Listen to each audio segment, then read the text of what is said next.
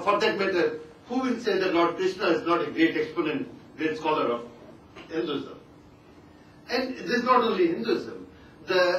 What you learn about Christianity, the most best thing, expositions of Christianity, are because the great Christian practitioners. They are not by scholars who are outside the Christian mainstream.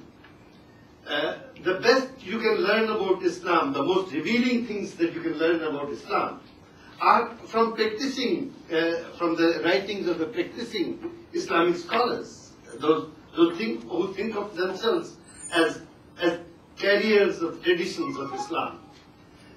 What the kind of scholars that we are talking about, that we are worried about, they're to actually understanding Islam or Christianity or Hinduism, they're fairly irrelevant most of the time.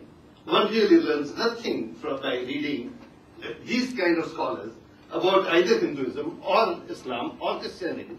One has to go to what the great practitioners of those traditions say to learn about those religions. That's one point. That's one point. The other that I think this, we are making too much of this fight, what happened in California and what's happening maybe on the Book of Lane or here and there. To begin with, the books on which controversy has arisen in the modern times, they're poor scholarship. They're really poor scholarship. They give you nothing. But more than that, these are scholars who are most of the time are concerned with this issue. They are practitioners in a sense that they're concerned with the issue whether in the Indian society this so-called Hindu right should have does it have a legitimate space or not. They have taken a position on that. So they are really not uninterested scholars in the sense that we are talking about. Sorry, Witzel has a clear position. Yeah. Witzel is a clear commitment. Can I just, I mean, actually, I do think that is the point that both papers are arguing.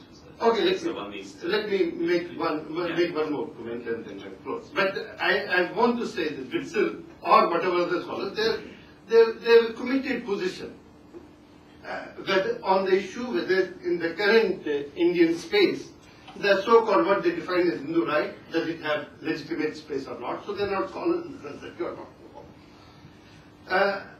Only one more point. I think that outsiders can legitimately do scholarship on another tradition. It's not that they cannot. But that can be done only from a position of faith in one's own tradition as well as in the faith in the other's tradition. The best book I've read in recent times, coming from somebody who's outside Hinduism, is from a professor of theology in Harvard, Professor Clooney, who has written on the meaning of feminine in Christianity, approaching it from the Hindu point of view. It tells me much more about what Hindus think of the position of feminine as divine and what Christians think. It adds to his tradition, it adds to my tradition. That's a word which will be much more acceptable. Yeah. Right. Since you have raised some important questions, therefore I say that both of your papers are very important because you raised some very interesting questions, and my friend Jatinder has something which is in line with which I was thinking on, but I will then take it further, try to take it further, because the main question is, what is scholarship? What do we call scholarship? Because that's a fundamental question. And as we understand scholarship, civilizationally, Indian people train into a certain system of thinking and mind. We think a right scholarship is that which looks at the reality in order to find what is the truth behind reality. Right? Unless our intellect, our reason, I'm not calling rationality, okay? Unless our reason is pointed towards truth, there is no scholarship in what we inquire. Now, Here I think is the basic fundamental problem, both with the Western civilization and the Indian.